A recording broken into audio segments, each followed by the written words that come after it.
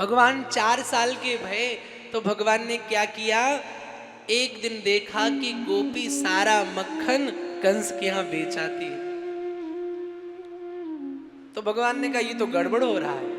गोपी कौन है? जो गो माने इंद्रिय और पी माने पिए, जिन भक्तों की इंद्रियां सदैव भगवान नाम जप करें, सदैव भगवान नाम का रस का स्वादन करें, वो गोपी है। और उन गोपी का मक्खन जब जब कंस के पास, यानी भक्तों का प्रेम जब जब पाप की ओर बढ़ेगा, भगवान उसे पाप की ओर बढ़ने नहीं देते हैं, पहले ही खींच लेते हैं, चुरा लेते हैं। तो देखा कि कंस के यहाँ गोपी दूध दही बेच आती है। तो एक दिन छोटी सी मीटिंग रखी कन्हैया ने। अब देखिए 4 साल के ठाकुर जी हैं, तो मीटिंग रखी जब,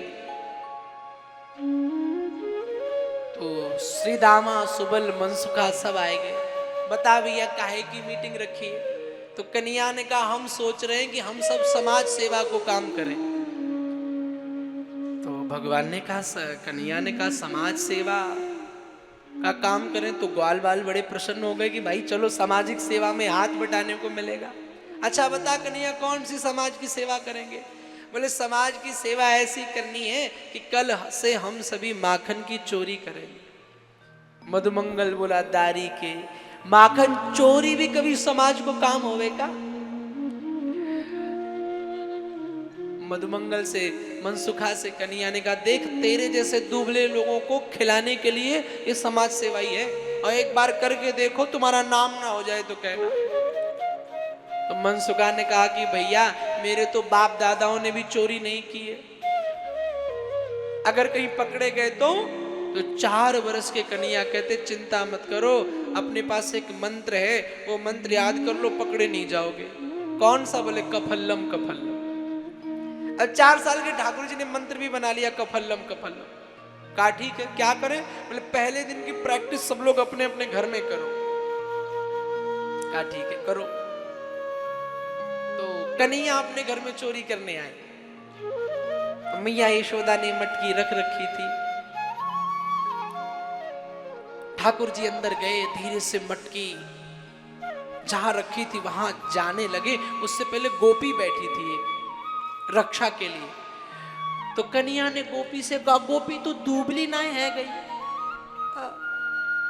तू अपने शरीर की टेंशन ना ले रही है, तुझे अपने तन की चिंता नहीं रहती। तो 4 साल के कन्हैया से गोपी ने कहा आज तो बड़ी मेरी टेंशन ले रहा है लाला। क्या बात है? बोले नहीं तो मैं तो सबकी टेंशन लेता हूँ, तुम्हारी भी ले रहा हूँ। देखो ना कैसी सूख के कांटा हो गई हो, थोड़ा मक्खन वक्खन खाया करो, घी दूध खाया करो।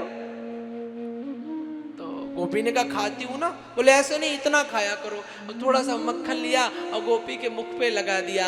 आहा, जिसके मुख पे स्वयं भगवान अपना हाथ लगा दे, गोपी तो अपना होश भूल गई और खो बैठी कन्हैया में। मन लग गया ठाकुर जी में। दिमाग, ठाकुर जी की कथा में कभी दिमाग ना लगाना। गोविंद मेरे दिमाग का विषय नहीं है, गोविंद तो हमारे दिल का विषय है। और मैं हमेशा कहता हूं जहां दिल लगता है वहां दिमाग काम नहीं करता, और जहां दिमाग काम करता है वहां दिल काम नहीं करता। गोपी तो बंद हो गया दिमाग, उसका ब्लॉक हो गया, नसें सब ब्लॉक, भाव में डूब गई। अब जैसे ये भाव में डूबी, कन्हैया चुपके से अंदर चले गए और मटकी से माखन खाने लगे।